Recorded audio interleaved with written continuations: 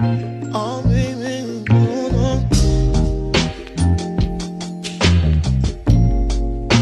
are you really sure that I got the kind of loving that you've been looking for? Have you looked around? Matter of fact, forget that you can just stop looking around right now. I can see what I see, and you giving what is supposed to be given. Girl, you got an extraterrestrial love. Girl, you got a... Okay, How you feeling today? I am feeling refreshed. I'm actually feeling really good. Yeah, I mean, work is great. Just got some things in the works and just beautiful day, you That it is. know. That it is. Yeah, so I'm excited. It's a Okay. great day. So you are our March Blackness Award recipient. How you feel Yeah. about that?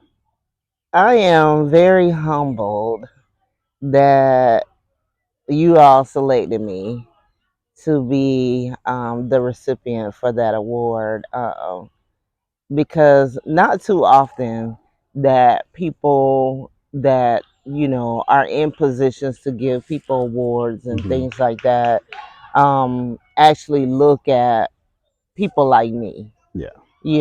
people that are the boots on the ground, Mm. the people with the big mouths that sometimes go against the grain of what everybody else does. Yeah. So, it just really feels good to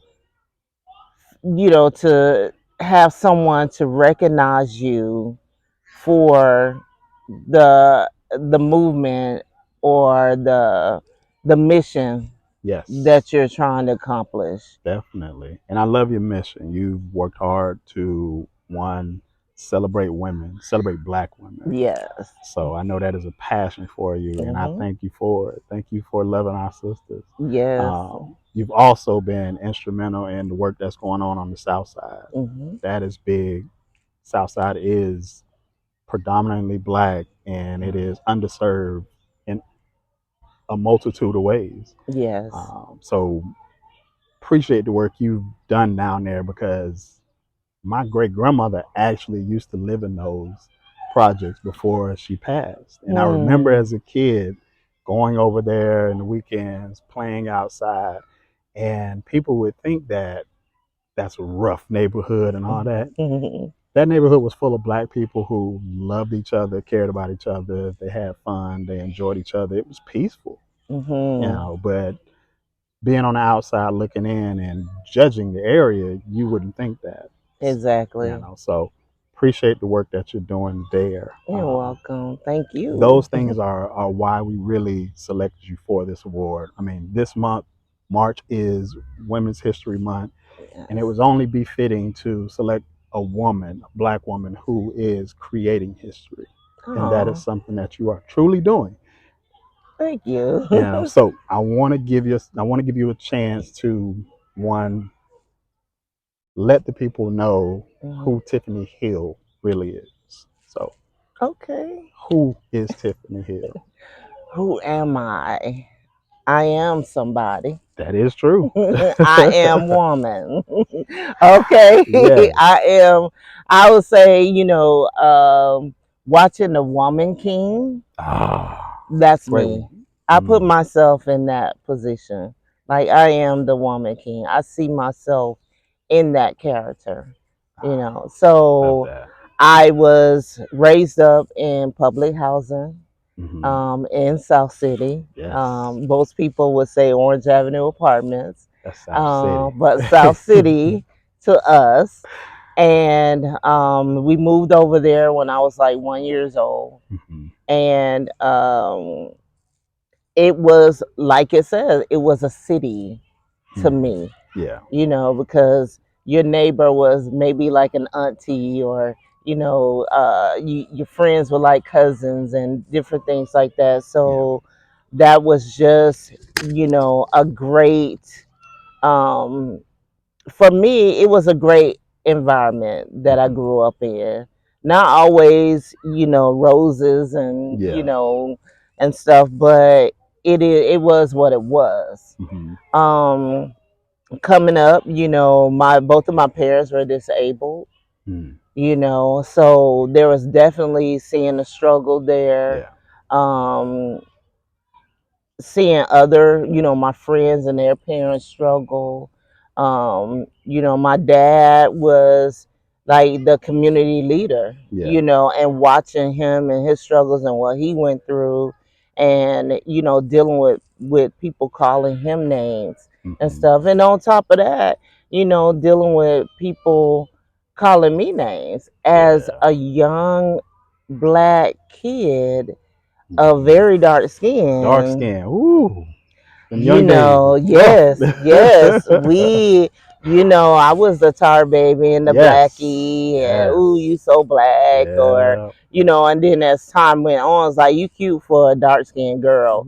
You know what I mean? So it was like, you attracted to this dark skinned guy, but he don't want to date me because I'm dark skinned. You know what I Hmm. mean? Yeah. So it came to a point where it's like all the light skinned guys, especially when fight the power, black power, Hmm. start happening back in those days, then it was like, Yeah. everybody's attracted to someone dark, Uh-huh. right? So, growing up, I absolutely love sports. So Hmm. I played softball since T-ball age all the way up into high school. Yeah. Like I would say my sophomore year of high school, I still played softball, and then walking to school, was often a task as well. In elementary school, Hmm. they actually took our buses away from us Wow. when we lived in South City. Hmm. So, um, when they took our buses and everything, we had to walk from South City to Hartsfield. Mm, And, wow. we never understood why. We just knew that our parents were out there fighting for our right to have those buses back, Yeah. right? So all that time, like, and what amazed me is because we had churches that were on the right and left and front and back Churches of on every us, corner. right, that had vans or they had buses, but nobody stepped up Hmm. to give us kids rides to school, right? Yeah. Only there was the time when Florida State, and I believe it was the student union, is what my dad said, that when he went to talk to them, and they actually sent over a bus. It was a white bus with a white driver. And he would pick us up in the morning and come pick us up in the afternoon. And then at one point, he gonna pick us up in the afternoon, so we would have to walk back. Yeah. But you had the parents out there because the parents stuck together. Yeah. You know, People may argue amongst themselves, like how it is in Yeah. in the It's hood. family. We We may bump heads and fight each other or whatever the case may be, but you had not come over You there. better not come over here messing with them Right, because that is my people. exactly. And so we would walk to school, and my dad would actually have someone to drive his car to Hmm. slow down the traffic on Magnolia Drive, Wow. because they didn't care They about these kids didn't. walking on the side of the road with Yeah. no sidewalk. And that's a and walk and that's a walk, to especially Hartsfield. for That's a little kids. walk. You talking about kids kindergarten on up to fifth Wow. grade, and there's no sidewalks back then. There was no such thing as a leash law for dogs. Hmm. So my dad and other mothers and stuff are walking with these big sticks because we don't know where the dogs will come from. And of course, us being kids, we're gonna try to run. Yeah. So it's just all about keeping us disciplined and knowing what to do. Hmm. So, moving on from elementary, they we still, had to walk. Eventually we got our buses back, Hmm. because the whole deal was that they said that we were within a 2 mile range to walk to school. Wow. However, the fight was, you say that, but at the same time, it's dangerous. Mm-hmm. It's a dangerous route for them to walk. Yeah. So their safety is the biggest concern than how far the school is. Yeah. Right? Definitely. So, they even tried to push us to Leonard Weston, which was down the street, Yeah. which was a safe walking path. We got there, we were literally standing up in the classes. There was no place for us to sit. Wow. Yeah, because most of the kids, like from Hollyfield, Mm-hmm. Magnolia, all those people, kids from Appalachian Ridge, like all of them went to All of them Leonard went to Leonard Weston. Weston. Yeah. So they told them, we can't take these kids. It's too crowded. Too crowded. Yeah, Wow. so at one point the my dad ended up, having there was some volunteers that were gonna teach us. Like we had a few classes on the basketball court in the neighborhood. Wow. Yeah, That's so and then they were threatening the parents like these kids need to be in school. well, get them to school. Get them buses so that they can go to school. You know what I mean? You want us to go to work Yeah. and do something, but then we got to walk our kids to school at the time that we could be at work.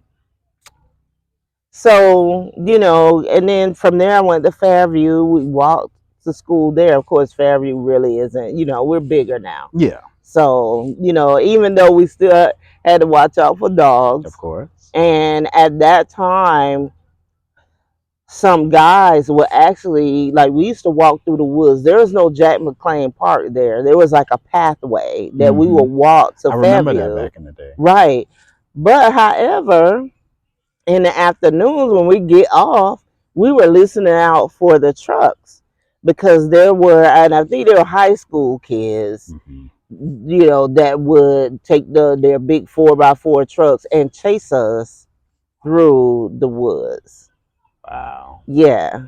So it was just crazy, and then of course, going to Rickers was just right up the street. So Rickers was just, it was a great school. A great school. We were once Redskins at that time, and Redskins. yeah, hey, but and we were so angry that they changed the mascot and stuff. And I understand the feeling. I feel that way about it now. Yeah. But it's all still Rickers. Yeah, right. I still support and everything, but we'll say, I always say, no, we were once Redskins. And that how coincidental that is, because we used to say we were once colored, and so we were once Redskins, and we didn't understand at that time, like, why would they take that away? Like, why would they take that? And so, growing up, they don't teach you that history. No, they don't. About Native Americans like they should have, like the real stuff, just like Black history, right? And so, not knowing that there really isn't a Redskin tribe, that was just an offensive name, that white people would call Native Americans, just like they would call us niggas. You know what I mean?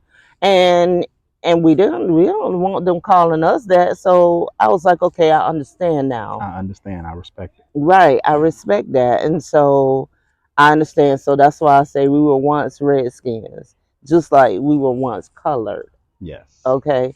So, moving on from there, I started going to TCC after I graduated and everything. And I thought I was ready for college. Went to TCC. I was, I'm going to go to TCC, start out there. And oh my gosh, I might as well should have been going to like FAMU, right? Because back in those days, they had the set and everything was just like, it was not the time for me to be talking about going to college. Yeah. I was too immature. Know the feeling. Yeah, too immature. And I'm telling you, if they had the parties like they did back then, oh my God, so many parents would really have a hard time with their student kids. Yeah, you know what I'm saying? They would. Because it was it was amazing for us, needless to say. But I just couldn't. I was too busy being immature and just wanted to party and all that kind of stuff. And so I ended up leaving school. Mm-hmm. And my dad was like, either you gonna get a job or you gonna go to school. You gonna do something. You're Mm-hmm. not just going to not do anything, Gotcha. right? So, and even though I'm like, shoot, we live in the project, like, you know what I Yeah. mean? But it was like an eye opener, and I was like, okay. I started working at this one job, El Chico restaurant used to be here. It was a Mm. Mexican restaurant, and they were racist in there. They really were. Yeah. And because I applied for a hostess position, and they say, "Oh, it's full. We don't have no openings right now, Mm-hmm. but we do have dishwashing." Mm. So I was like, "Okay." My daddy said, "I need to get a job. I better get this job. I'm gonna be out on the streets." So I ended up, I took that position, and I was back there with the guy with a what you call a thing bracelet on his leg. Ankle monitor. Yeah, ankle monitor. So here I am. We back there watching. And he was a cool guy. Yeah. He was a cool guy. Never, came off any kind of way. It was the people the waitresses that would come in there that would throw the plates and food just splatter everywhere. And as the week went by, I started seeing brand new faces. Mm-hmm. And I was like, okay, what happened to the me Y'all getting was the hostess? full. Right, all of Mm-hmm. that. So the second week, they kept doing it, and I went to management. I say, look, they're throwing these plates. And I'm really, do y'all have the positions open? Mm-hmm. Because this is not gonna work, and they're not listening. And I was like, they got one more time to do that. So lo and behold, somebody do it again, and I wet them all up with the hose. And then I put in my notice that I was leaving. So Oh I man. worked for 2 weeks, got my check, and took it to the house. There it is. Yeah, and then at one point in high school, like right after high school, I was gonna go into the Marines with a friend of Mm-hmm. mine, another friend of mine, Carla. And so she was like, "Yeah, we just need to take the test or whatever." Mm-hmm. And so I had called my uncle, and I was like, "Yeah, I'm gonna go to the Marines." And so he was like, "What the hell are you going to the Marines for? Like, they're crazy." You know what I mean? Yeah. Like, Yeah. and he was Army. You know what I mean? Like, Mm-hmm. our uncles was like Army, and so it was like, why are you going there? You know what I mean? Mm-hmm. So I was like, oh goodness. I said, okay, I better not do that, because he was just going off. I was like, oh, okay. So when I didn't want to punk out on my friend, Yeah. because we were supposed to go take the test, so I was like, okay, I'm gonna go take the test. I'm just gonna Christmas tree it. Mm-hmm. And of course, me Christmas tree, and that means I didn't pass nothing. Yeah. So I was just like, girl, no, I didn't pass it. She was like, well, you gonna take it again? Nah, I think I'm good. So I just kind of stayed around the house for a minute, and then another one of my friends, my best friend, Kiki, and she was like, I'm gonna go to the army. I said, what? She was like, yeah, I'm gonna go to the army. I said, well, you ain't gonna leave me. I'm gonna go. There it is. And our thing was to do the buddy program. Okay. And so doing the buddy program, we thought, we'll go everywhere. We'll be in the Yeah. same units. We'll be right there. No, no, no. Well, we took the test. We passed it, because we actually walked up in the recruiter office. Was like, we want to join the army.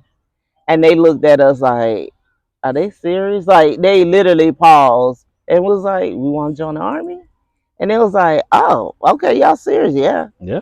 Took the test, passed, um, got to MEPS, and it was like, what happened to the buddy program? Yeah. Well, she qualified for different, I think she qualified for like logistics, and I Okay. qualified for like veterinary. Vet tech. Gotcha. Yeah. So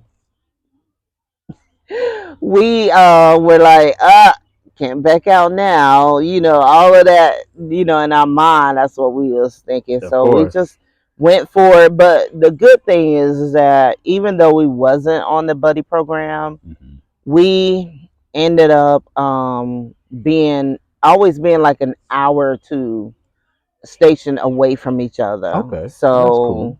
yeah, and so my first basic training, I went to Fort McClellan, Alabama. Oh, I didn't even know they did basic training there. Yeah, back then they did. Yeah, so I did Fort McClellan, Alabama, and then I left there and went to Fort Sam Houston. Hmm. Yeah, so but in my first week of being at Fort Sam, after we did our, physical training test, Yeah. I had gotten Hmm. very sick. And they thought that I had like the chicken pox or something because I started breaking out Yeah. and stuff. And so um, they was just like, oh, just watch it, keep an eye on it, and whatever. Hmm. So next thing I know, they were waking me up and taking me to the hospital. Oh, And wow. so, come to find out, is that I had a delayed allergic reaction to the smallpox and rubella vaccinations. Hmm. Yeah, so, but still, from there, I still stayed in the military, and I went over to my first active duty station was in Germany.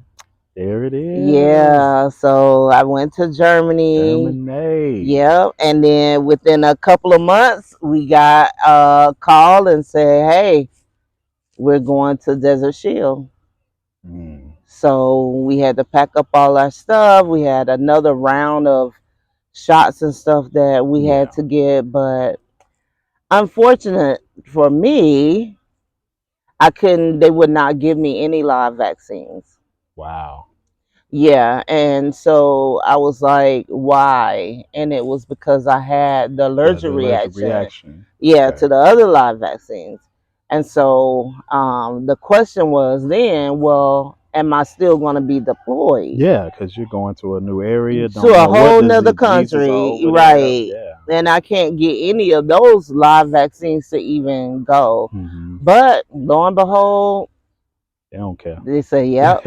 My first sergeant was like, yeah, you're going. You're going. Everybody's going, unless you're pregnant. So I ended up going to Desert Shield, and then, of course, it turned into Desert Storm. Mhm. We crossed the berm. We got attached to 15th Forward Support Battalion out of Fort Hood. So we was with the cavalry. And so we Okay. seen a lot. And Hmm. people, I would say, oh, females don't go to the front line, and Whew. uh, we were close enough Yeah. to where I understand why some people don't like, the 4th of July now, Yeah. because that's what it looked like, Hmm. in our eyes. And then, with all the, you have the burn pits and the, burning people's feces and all that kind of stuff. Like, people just don't understand, like, the logistics of even doing that was Yeah. just horrible. Of You know what I course. mean? So being over there and then coming back to Germany, and it's, we were all happy that we survived, we made it back. But at the same time, looking at news reels and stuff Yeah. of us coming back to Germany versus the people that went back to the United States Hmm. with all the celebrations and all the discount and all the special stuff, the Yeah. treatment that they got, we didn't get that We over didn't there. get that. No, we didn't Uh-uh. get it either when I came back on my Yeah, first deployment. It was like, all right, here's your key, here's your room. exactly. There Go you lay go. down. We'll call you when we need you. Exactly. Yeah. So it was, lo and behold, we did make the best of it. Of It course. was like a family. So we Yes. party, we made up for it basically. Yes, Um definitely. yeah, so during my time, in the military was great. Hmm. It was great. There's flaws in the military too, Of course. Of course. and so And how many years did you? I actually did 17 and a half years, Gotcha. and then I medically retired. Yeah, they said they couldn't keep Yeah, me in, and there I it was like, is. I want to stay in. What I mean, why? And it's for health reasons or what have you Yeah. that I could not stay in. But when I got out, I actually started working for Department of Defense for Madigan Army Hospital. Okay. Yeah, so I always still kept that connection and Yes. stuff, and part of my service time was with the reserves, so I Hmm. did 13 active duty, Hmm. and then I did the rest with reserve. So Reserves. they waited till I get into the reserves talking about medical retirement. Ah, there it So is. yeah, but working with the DOD, I worked there for about a year or two, Hmm. and then I got a position with the VA, Gotcha. and I've been with the VA ever since 2000 and what was that 2004. Gotcha. Yeah, until present, I still work with the VA, and Okay. so with the VA, I am the Veteran Outreach Program Support Specialist there. Hmm. So we cover like 39 counties, It's a and big footprint. yeah, yeah. So we do North Florida and South Georgia. Georgia. So I go Georgia. all the way up to basically like Tifton is my area too, Hmm. Tifton, Georgia. So yeah, so I cover a lot, and it's just amazing. It's a great job, Hmm. because you're getting out, you're letting people know about the vet center, which most people like to say is the best kept secret It of the truly VA. is because people think when they hear vet center, they think in Animals. animals. They think something to do with veterinarian or something like that, Right. not an actual support resource for Hmm. veterans of service, for Right. wartime service. Right, exactly. And we see people that, have been in war zones Hmm. and have, had different jobs pertaining to war casualties, Hmm. those who have experienced military sexual trauma Yeah. and harassment. And we also do like bereavement counseling Mm. for those who have lost a loved one on active duty, no matter how they lost them. Yeah. You understand? So it is a great, I always like to say it's the best kept secret job because it is the best job that I've had Mm. since working with the VA as a whole. Gotcha. It is the best job, and I work with a great group of people, Yes. I mean, from the director Miss on Madonna is to, amazing. yeah, she is, yeah, Miss Madonna Mitchell. She is just awesome, great person to sit and be able to talk to Hmm. and understand you as a person, not just as an employee, Yeah. but as a person. You get what I Yes. mean? And Yes, so, definitely. and then to have coworkers that work with you, even though they're counselors, Yeah. they still treat you as equals. Yes. And, to get up in the morning and be like, oh man, I just love my job. Let me go here and see what this person is doing today. Yeah. You know what I mean? So I look forward to that. Yeah, I would definitely say my time working as a work study at the vet center, it's family. Hmm. Everybody there is family. Right. You know, everybody cares about what other Hmm. person has going on in their personal and their professional life. Right. You know,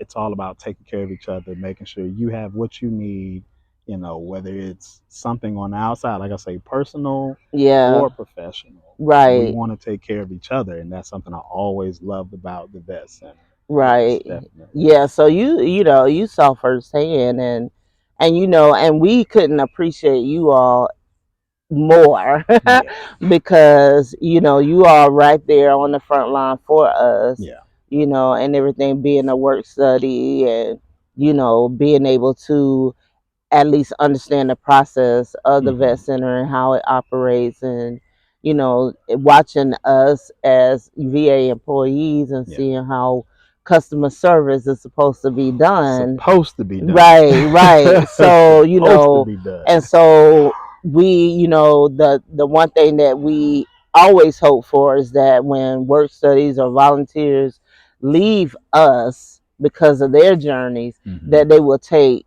that good customer service skill, at Yes. least that with them. Yes. You Definitely. understand? So, but yeah, but right now that's who I am in my government employee Of side. course. Of course. But on the outside, I when I moved back here from Atlanta, I just was like, I had a magazine company, And the magazine getting ready to and come out. yeah, and so that magazine that I started in Atlanta was all about modeling, and all about how can I help someone like me who's just getting started into like the modeling field. How can I help them to really um, market themselves? Yeah. And so I created the magazine, which was Model Call Magazine.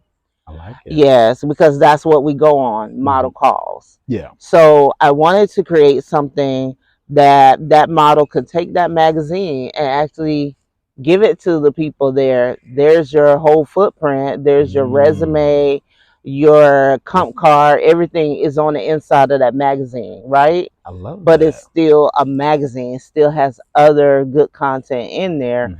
But you are the cover. You're highlighted. Yeah. And so that was the whole concept of that magazine.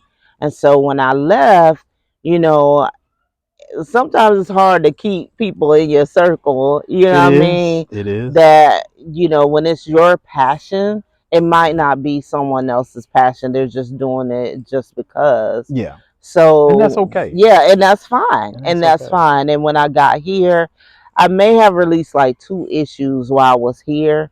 And then I was like, you know what? I'm starting to move away from because the last magazine was just totally not what I really envisioned it to be at Yeah. that time. And so I was like, you know what? I'm going to put it up on the shelf. Gotcha. And that's what I did. And so it bothered me because I hated to feel like a failure. And I felt like I failed, in a sense. And even though I did have a mentor when I first got here, um, she was like, took me to another magazine, a big magazine company locally. And we sat down, had a meeting with the owner and Nice. see if they would consider taking it up under their wings. Did not, never considered a cultural magazine like that. Yeah. Of course.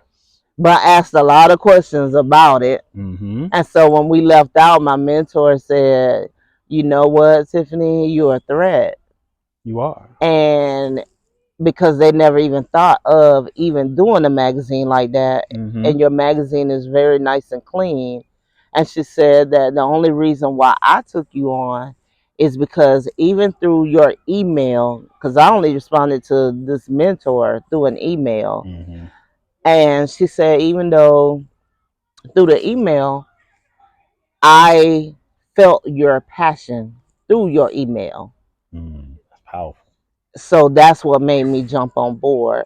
Gotcha. And so, she ended up, her journey turned into something else. So she moved. Yeah. And so I was like, you know what? I'm just going to put it up on the shelf. Gotcha. And so from there, I met, another young lady. I saw her magazine and I was like, ooh, nice content, but it needs some tweaking. So I met with a young lady who is Miss Rashida Marshall, and she owned a FIA magazine, which is a health and wellness magazine. And I say, how can I connect with her and, in a sense, help, right? Yeah. So she and I sat and talked, and she actually listened, and she was like, hey, yeah, let's be partners. And so, we helped move the magazine forward. She was very excited and everything. Put a little fashion snippets in there and stuff. But you know what? Over time, I was like, that's not really her. That's me with the fashion part, right? Yeah.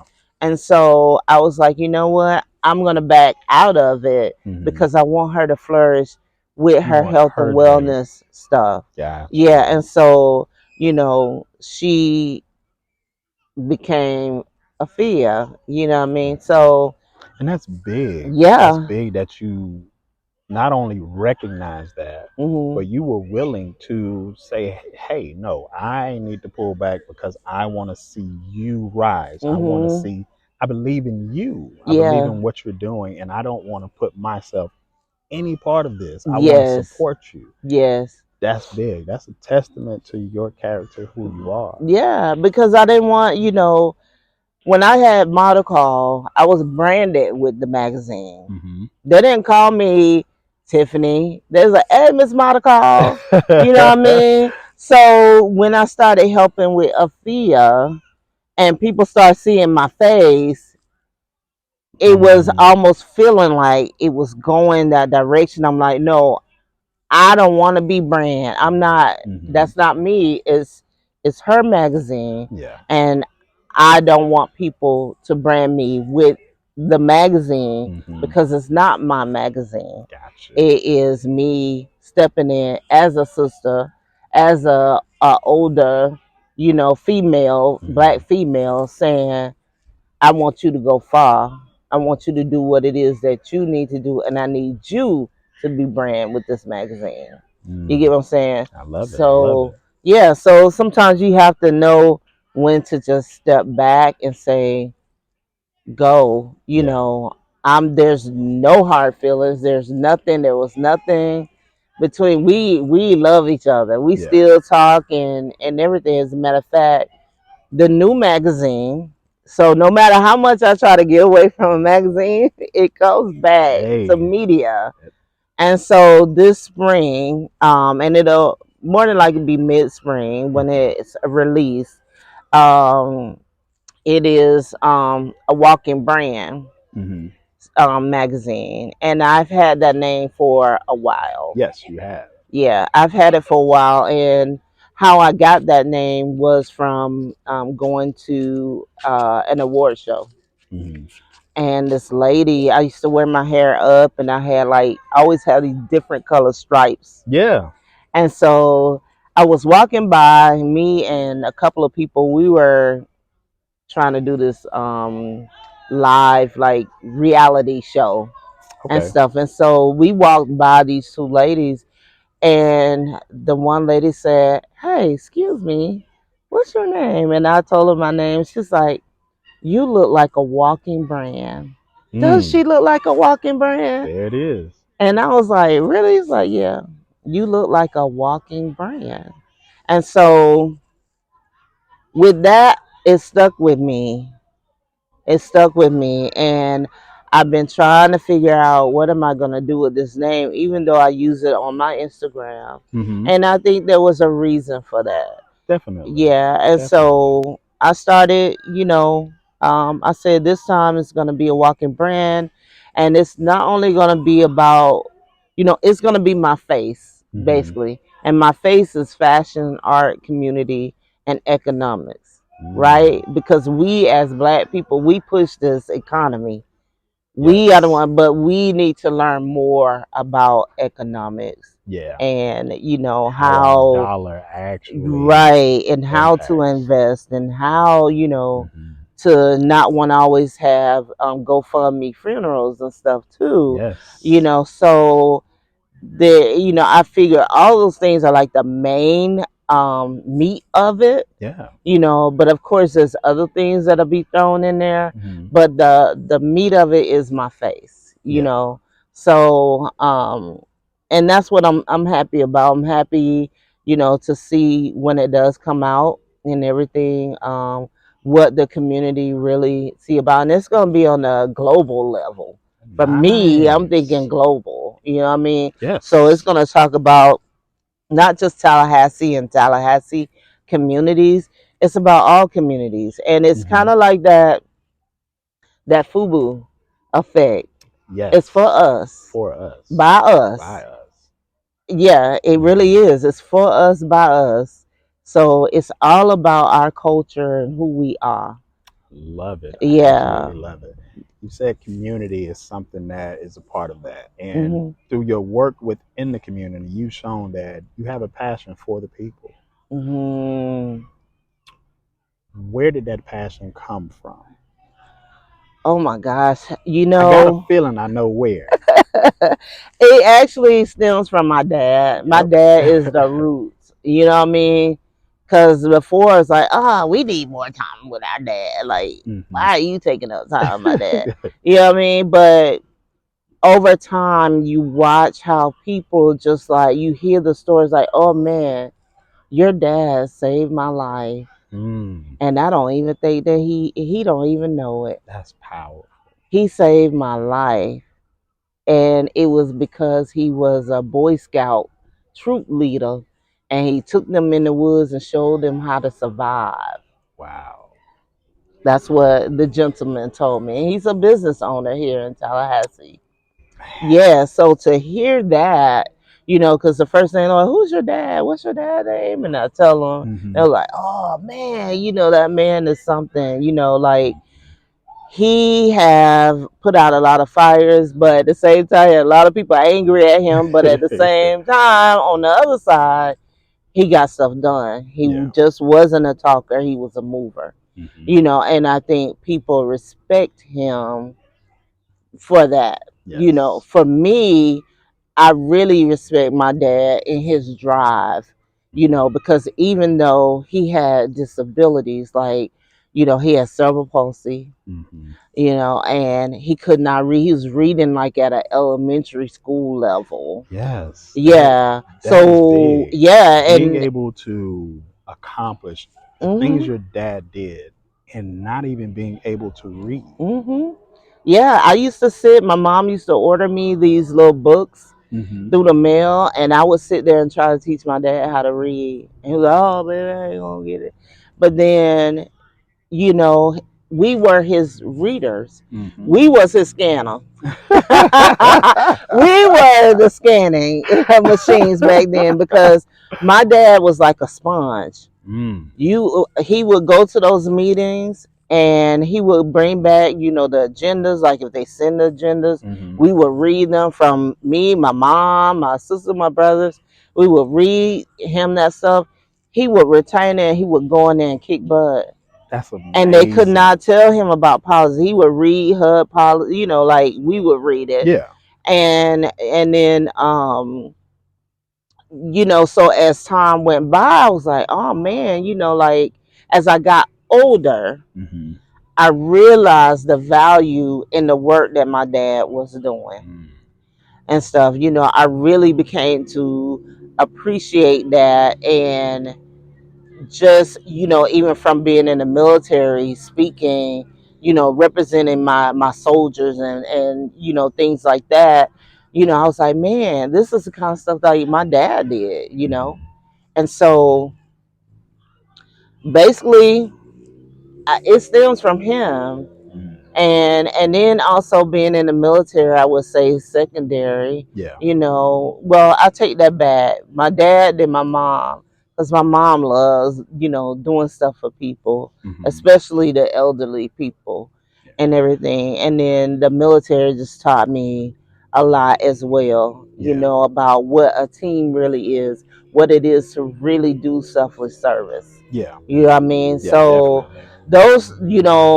those three actually really made me into the community person Hmm. that I am today. That's Yeah. that's dope. Like I'm in awe of your dad. That's amazing. Being Yeah. able to not read but still Mhm. not just in the room, Mhm. commanding the room, Right. going in places where he probably was not welcome. Not Mm-mm. probably, definitely was not welcome. Did not want him there, but Right. to go in there with confidence Right. and confidence in his ability, in the knowledge that he Mhm. obtained from his family, Right.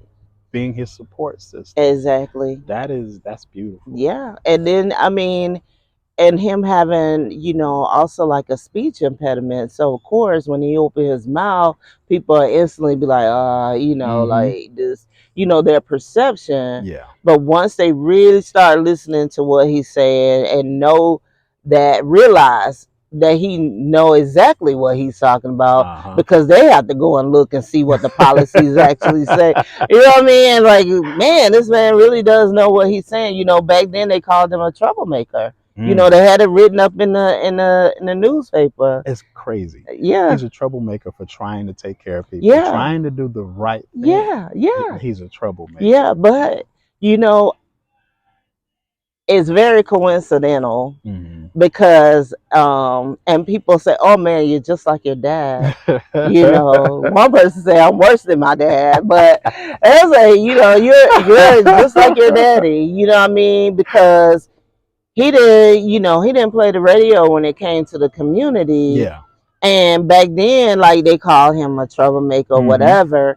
And really, people actually, I did an interview and come to find out that people asked the guy, like, first of all, I thought he was very brave to bring me on his show. And this was Mm-hmm. Mr. Barber, Terrence Barber, Mm. to bring me on his show and do an interview Yeah. with me about South City and Mm. everything that was going on. So I commend him for that, Definitely. because his family is pretty big too, and they're really into the community, and he's Mm-hmm. they've done a lot. And certain circles don't be appreciated They really don't. when you go against the grain, right? Mm-mm. So um he gave me that opportunity Mm-hmm. to come on his show. And I was like, wow, I'm humbled that he asked me to do that. Yeah. But after that, people were telling him, like, I didn't know what I was talking about. Why'd you have her on Of there? course. She's crazy. Mm-hmm. So there it is. So I'm crazy. Yeah. And my dad was a troublemaker back then. So you could imagine, really, I'm the troublemaker maker too, right? Yeah. So yeah, so my dad is the reason why that I really, the number one reason why Mm. I'm so adamant. And it's because, I know what he's done for the community Yeah. all those years, Mm-hmm. and he didn't have He to. did not. He was just a resident just like everybody else. Mm-hmm. He's not one of those people that this is their job. And Mm-hmm. a lot of those people now, like, you see names that get on parks and buildings and all this kind of stuff. Yeah. Those people did their job. They did their job. They did their job. They just did it for a long time, but they did their job. Mm-hmm. This was a voluntary job that my dad did. Yeah. This was an act of selfless service. A very big act of a black man back in the 70s, still Jim Crow. Mm-hmm. They had just desegregation just happened. Yeah. It just happened. I mean, to be able to live in the same area as white people Mm-hmm. had just happened. They Mm. just opened up the housing list and stuff for black people to even get on the housing list, because the housing list wasn't built for black people. Yeah. It was not. Public housing was not built for black people. Mm. There was a plan to that. There's part A of the plan. Then there's, part A is where you live in public housing. Yeah. Okay, we give you 2-3 years, and you're there, you're working, you're stacking your money, you're learning, Then there's part B. Okay, now part B, we're gonna put you in a house, Yeah. and you're gonna pay, but you're gonna become a home owner. We're Mm-hmm. gonna teach you how to do that. Yeah. Well, wasn't no part Wasn't B no part B. for us people. Mm-mm. There's no part B for that. And historians talked about that when they were doing, that the community stuff in Atlanta. They did Yeah. a whole big thing about it, and they talked about that, and this is the kind of stuff that our kids should be learning. Yes. This is a part of our Black history. It is. It is. This is the stuff they want to take it out of the school. Okay, well, my dad had books. We had school lesson, and we had Oliver Hill's lesson Ah. about Black culture, about Black history. I love it. He had books we had to read, and we thought we could skim and scam because we knew that he didn't know how to read. Ah! So we would, take advantage of that, just go to the back and answer the questions because the book actually had questions. Okay. But he would throw his own questions in there. Ah. Yeah, boy, and it wasn't pretty if you ain't know them answers. Of course not. So Trying to play me. trying to play me first of all. I'm smart. I know what's in the books. So yeah, so that's that, with all of that made me, and my dad, he's older now, and with everything that was happening in South City recently, I was like, no, I'm not gonna let them take advantage of my dad. That was the first thing. Yes. You're not gonna mistreat my dad, take advantage of him, or anything like that. We are going to fight. Yeah. And so I started doing a lot of research, a lot of reading, because I actually worked for Goodwill's residential um, um, department.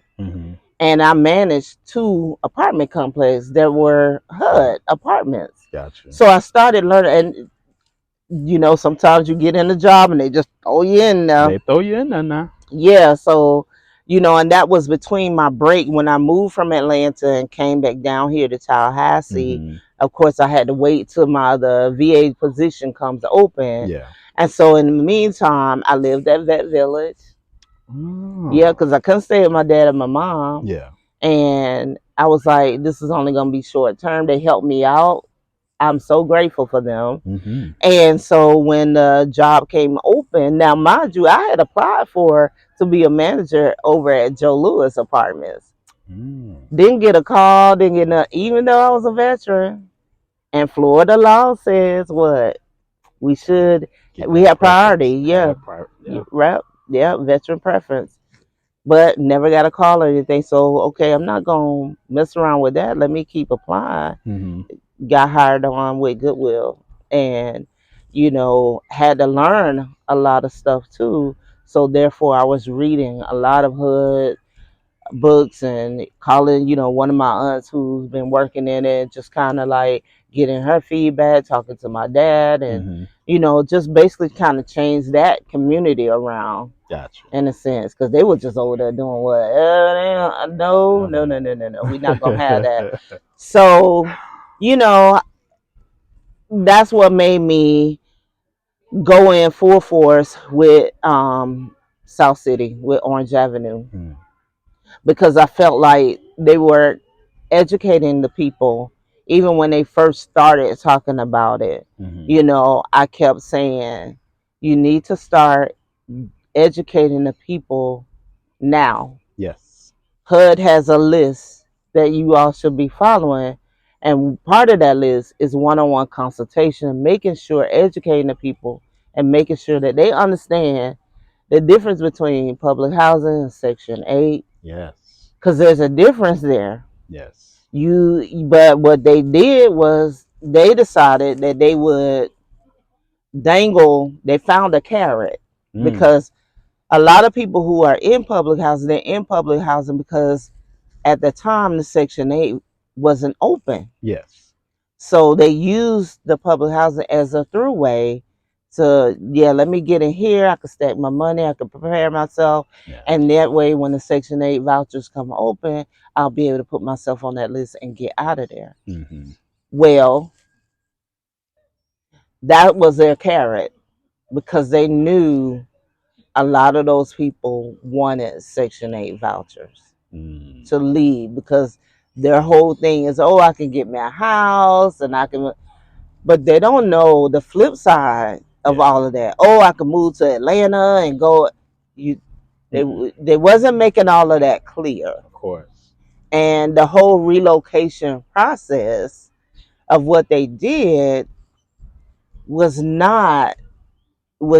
just a fault system from the start. And I've said that in the beginning, even on newscasts, on Yeah. the news reports. I said that they're not being transparent to these people, and there are people who are going to end up being homeless. Yes. And there's not enough housing in Tallahassee that is proportionate to what they have already. Yes. Because there's no way, because see, what they were talking was that they never really mentioned the 4 and 5 bedrooms that were there, especially the 5 bedrooms. Wow. That no, I started mentioning the 4 and 5 I bedrooms. didn't know that. Yeah, I was like, how are you all gonna move families who are in 4 and 5 bedrooms to go out there and live in some comparable to what they're living in? Because that's what the reg says. Yeah. They have to be in something that's comparable. Mm. And then you turn around and say that these apartments are, they're 50 years old, they stuff need to be upgraded, blah blah blah blah blah. But at the same time, you're finding houses that are like older than those apartments. I see where you're going. Yeah. Showing people, and then I hear from the person who was the coordinator, the moving coordinator, relocation coordinator. At that time, it was her and a Section 8 guy, and then the manager, and talking to them. And I was like, you guys are putting out too much information at one time. You're sending all these letters. Do you know that some people can't even read that?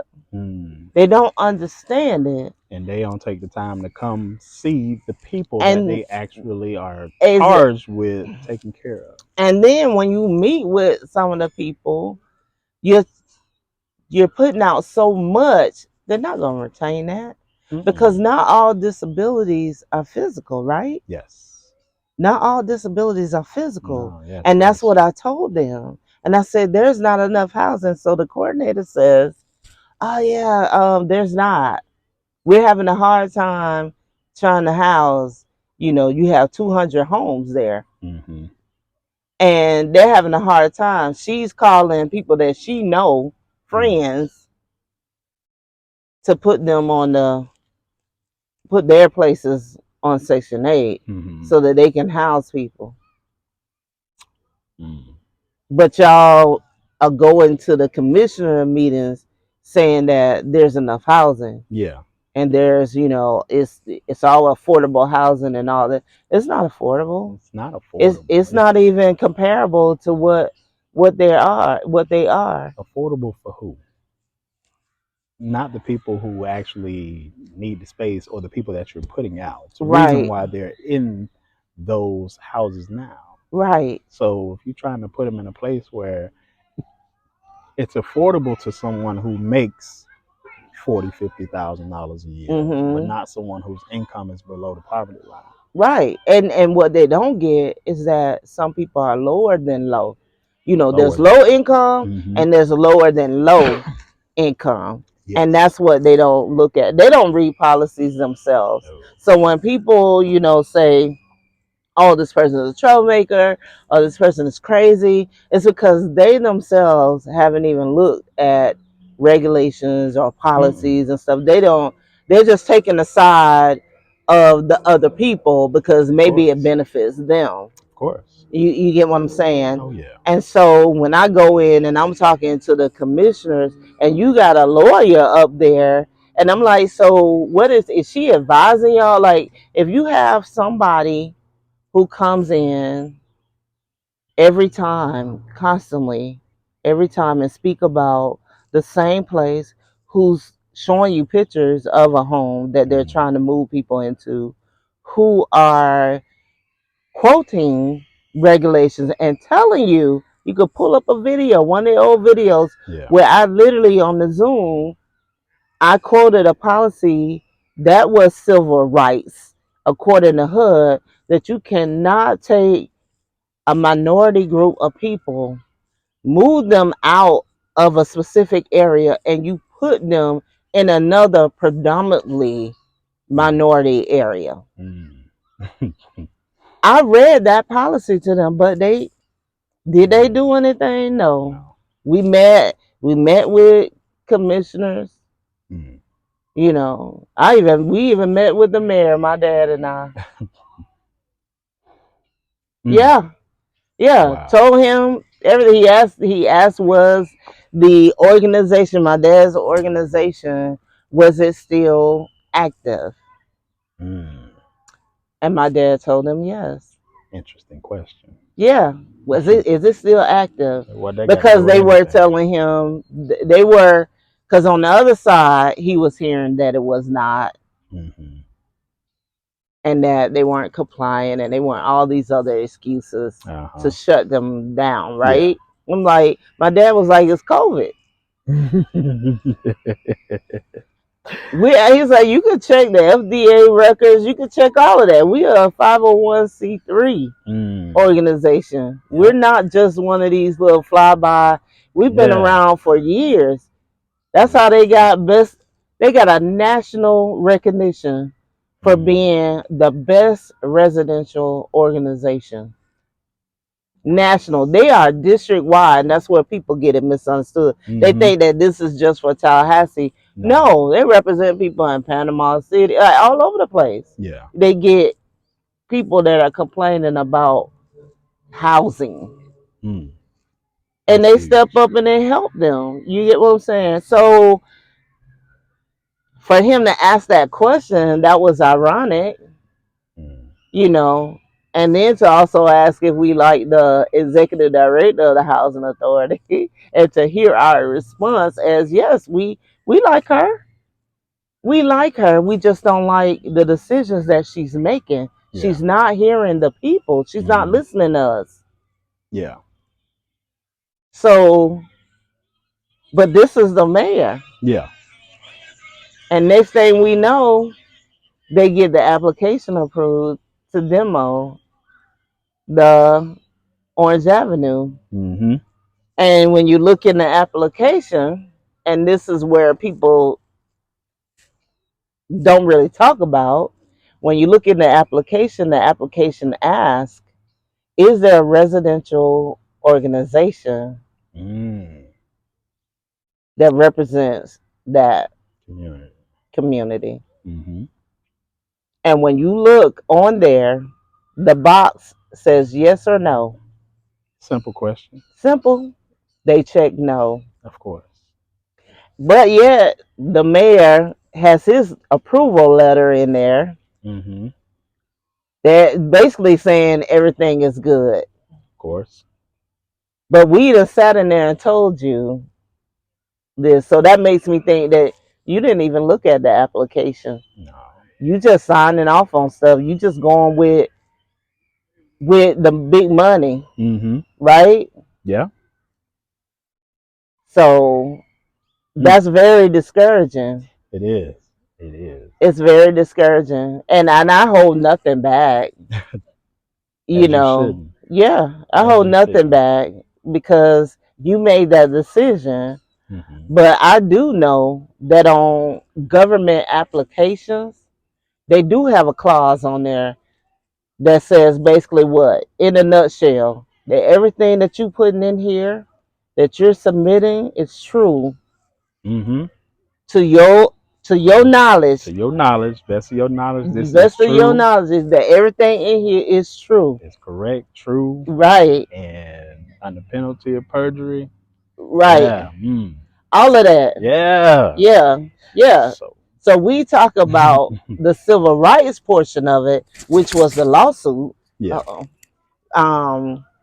So we talk about the civil rights portion of it. And so I'm like, okay, they agreed, the housing authority agreed to a lot of the stuff in there. Yeah. Like, y'all know y'all were wrong. But do you think they come out and make an apology?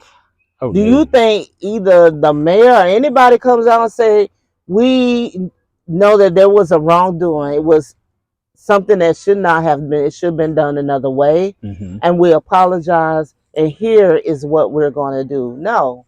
They have a ribbon cutting ceremony. that they really don't broadcast out. They have then you read in the newspaper that oh yeah, we're putting back these 160 units for the low income or whatever. But that's what you agreed to do because you didn't want to go to court. Yeah. That's in the agreement. Yeah. That's not something that you thought of, but you're not gonna say our agreement was to do A, B, C, and D. Yeah. So they want to make it seem like they're the ones that do it, but it's not over. No. It's nowhere near over. No, the fight is not over. The it's fight not. continues. Yeah, because there's another part of it.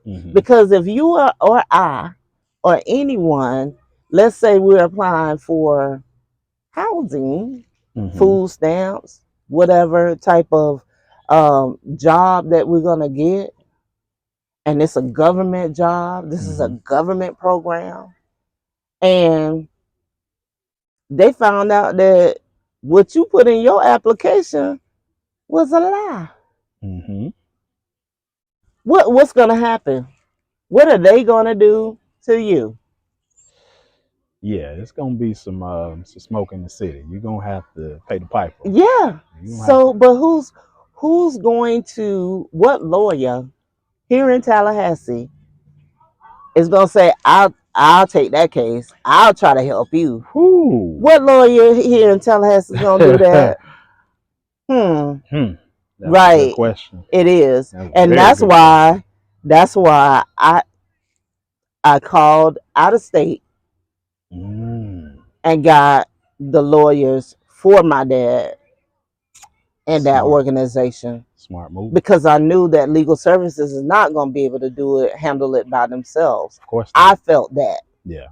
So I was like, no, I need to see if there's other law firms outside of here. Because to me, Tallahassee can be so cliquish. Of course. They have all the little clique mongers running together, greasing each other's palms. And you can see it if you just open your eyes, like, Commissioner Cox, Diane Williams Cox always says, stay woke. Some people need to wake up. They haven't even like wiped the sleep out of their eyes. They need to wake up, to include her. I respect everybody in their position that they're doing. Yeah. But the decisions and how they're going about this community stuff is just not right. It's not fair to the people, because when you look at it, it makes it seem like they are always going with big money and not with people like us who they go with big money, but not what's actually best. Not what's best. And that's the thing. You have to do your due diligence. I think that if I was sitting in one of those positions and people were bringing stuff to me and saying, oh, this and that, and then I get the community, I don't care if it's one or two people. Yeah. And they sound like, maybe this is something I really need to look into. I'm not going to run back to the people that they're talking against. I'm going to take it upon myself to research, to pick up a book, look at policies, and read, and go knock on doors and ask the community, do you know what's going on? Have you really been informed? Do you understand? But they don't do that. And it's puzzling to me to why they don't, because in doing that, yes, you're taking care of people and you're making sure you're doing the right thing, but you're also protecting yourself. Exactly. Because who is it going to come back on looking bad on when the citizens like me who would come in? I'm not afraid to call your name.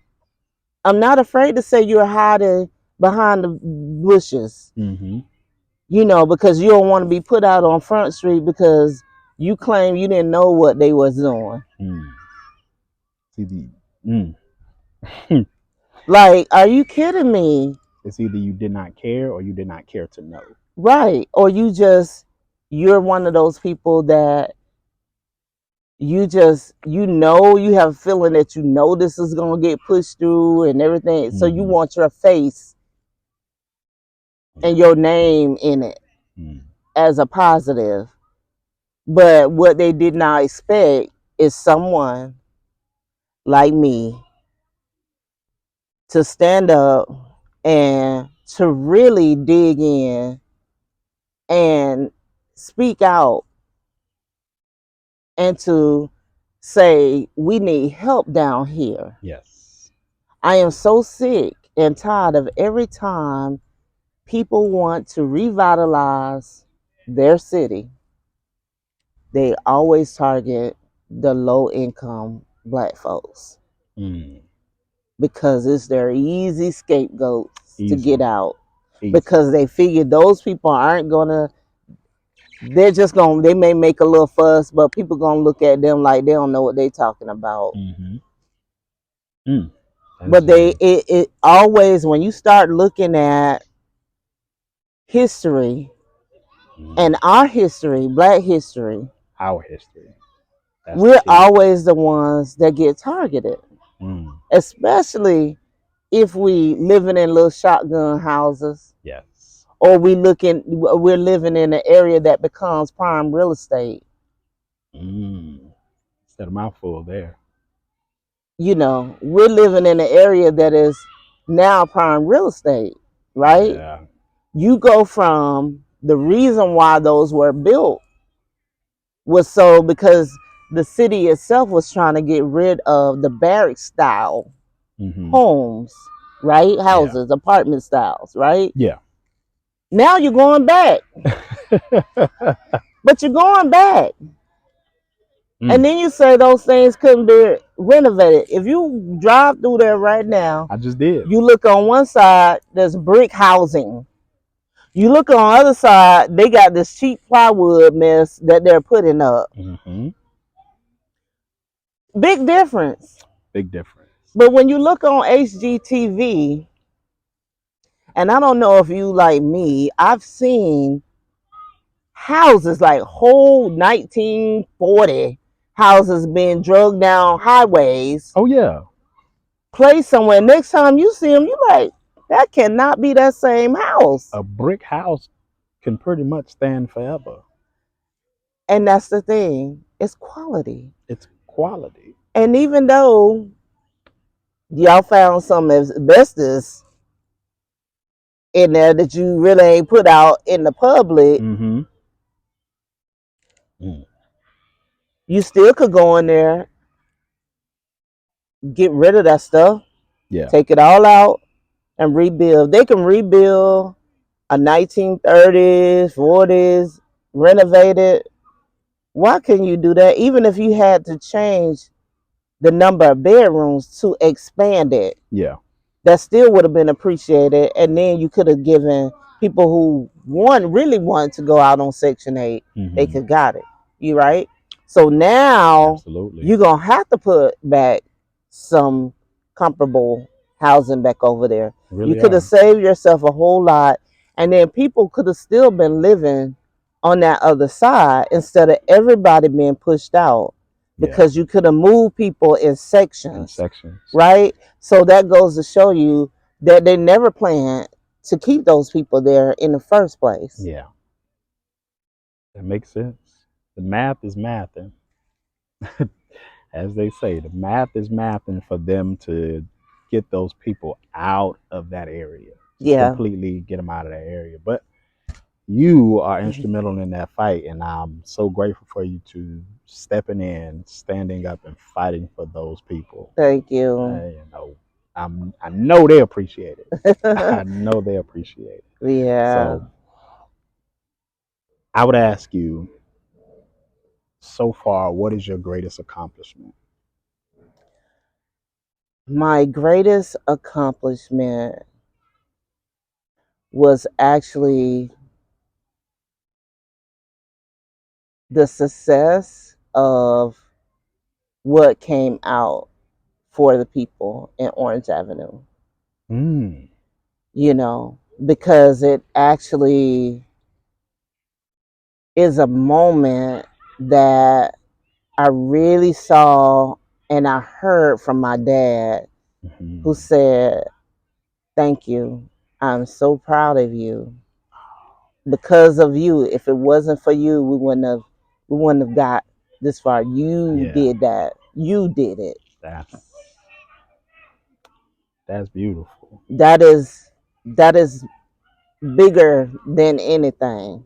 Even going to war and You all got of some that. accomplishments. You Yeah, got some accomplishments. So even with all of that, hearing my dad say how proud he is of me for stepping basically in his shoes. yes, taking up that mantle. Yeah, yeah. Even though we may have bumped heads along the road, Of course.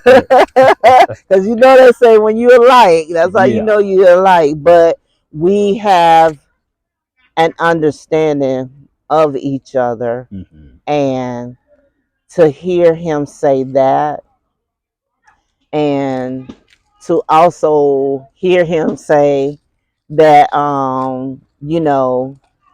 how proud, Mm. and Yes. because of me and the efforts and everything that I did, is why I feel very humbled, and like that will stick with me forever, Yes. that that he said that. That's amazing. And it's still a fight. Of It's course. still a fight, because my one goal before my dad leaves this earth Hmm. is to make sure that his name gets back on a building Mm. like it was before they tore down, because there was no plan to put his name Yeah. back on the bill. At least they hadn't told the family. Hmm. I would think, out of respect of the family Yes. and of that man who started, who the reason why his name is on that building Hmm. is because people look at him as like the godfather or Hmm. the father or what have you of that community. And if it wasn't for him keep pushing along, a lot of those people would have been in the streets a long time ago. Yeah. People wouldn't really understand how the housing, how housing actually operates and Hmm. what housing is doing to people who live there, Yes. you know, because a lot of people don't know, they don't understand. They think that most people who live in low income housing, that they're just sitting around, and some of those people work two jobs Hmm. to live there. Wow. Yeah.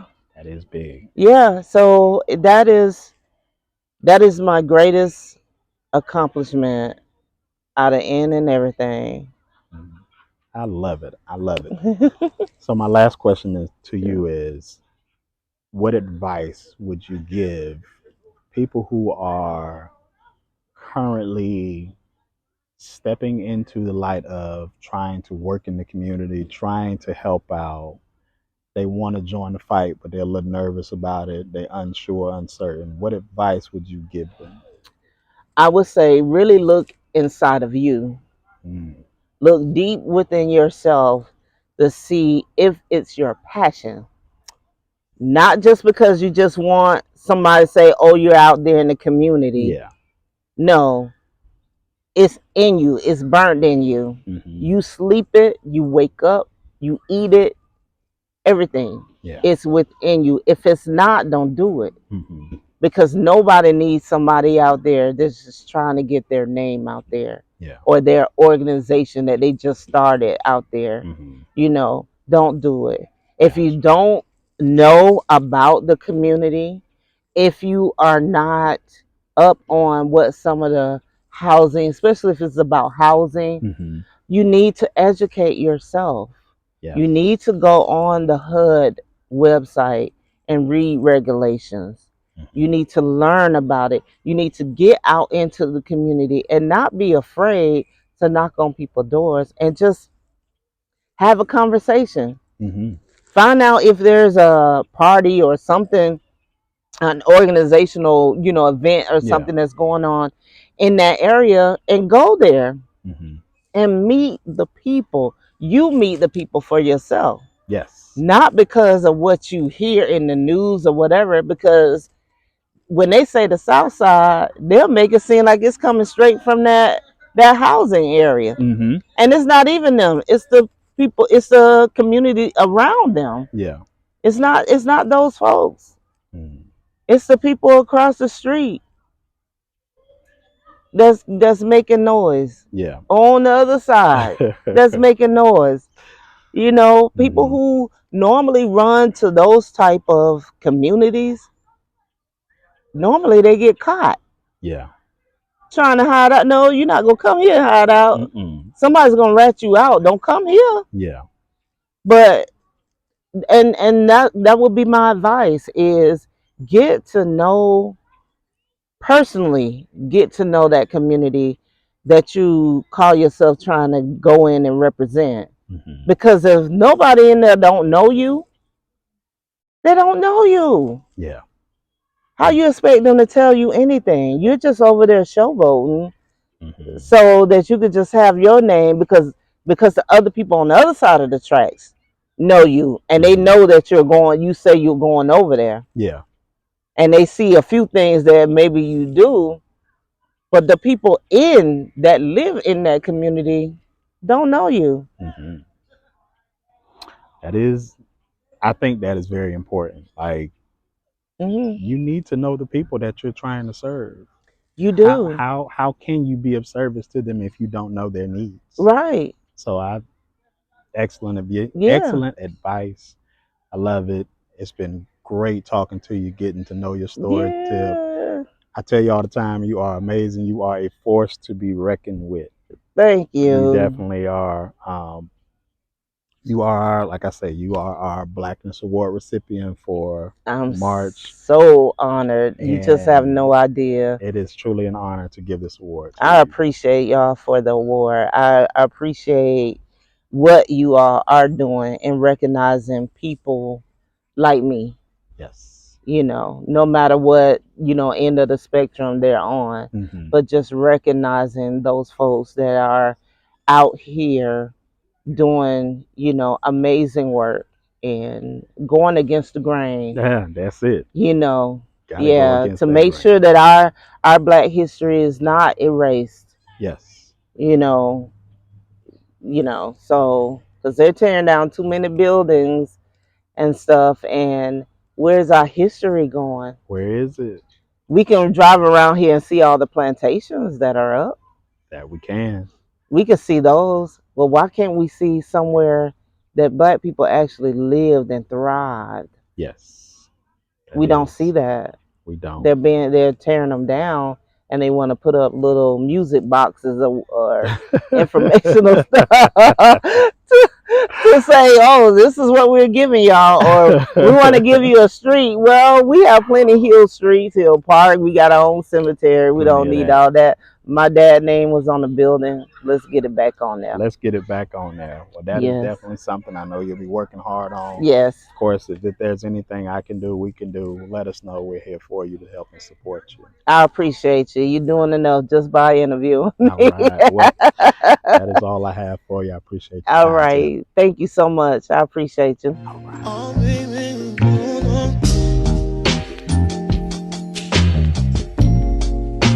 are you really sure that I got the kind of loving that you've been looking for? Have you looked around? Matter of fact, forget that you can just stop looking around right now. I can see what I see, and you giving what is supposed to be given. Girl, you got an extraterrestrial love. Girl, you got a